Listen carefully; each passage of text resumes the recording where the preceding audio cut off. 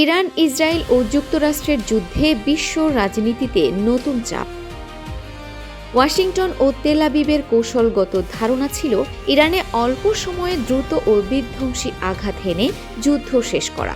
তবে বাস্তবে ঘটেছে ঠিক উল্টো ঘটনা। তেহরানে মার্কিন হামলার পর যুদ্ধ ছড়িয়েছে পুরো মধ্যপ্রাচ্যে। ইসরায়েলের পাশাপাশি উপসাগরীয় মার্কিন ঘাঁটি, সামরিক স্থাপনা ও জ্বালানি অবকাঠামো লক্ষ্যবস্তুতে পরিণত করেছে ইরান।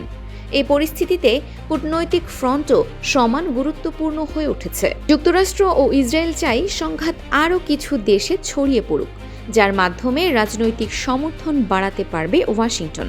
তবে বাস্তবে অনেক দেশই এখনও দ্বিধায় রয়েছে। ইউরোপের কিছু দেশ প্রকাশ্যে যুদ্ধের বিস্তার এড়িয়ে চলার পক্ষে অবস্থান নিয়েছে, আর উপসাগরীয় রাষ্ট্রগুলো আশঙ্কা করছে যুদ্ধ দীর্ঘ হলে সবচেয়ে বড় ঝুঁকিতে পড়বে তাদের অর্থনীতি ও জ্বালানি অবকাঠামো। এরই মধ্যে হরমুজ প্রণালীতে তেলবাহী জাহাজ চলাচল ধীর হয়ে পড়েছে, যা জ্বালানি সরবরাহ নিয়ে তৈরি করেছে নতুন অনিশ্চয়তা। একই সঙ্গে সৌদি আরব ও কাতারের জ্বালানি স্থাপনায় হামলার খবর আঞ্চলিক উত্তেজনা আরও বাড়িয়েছে।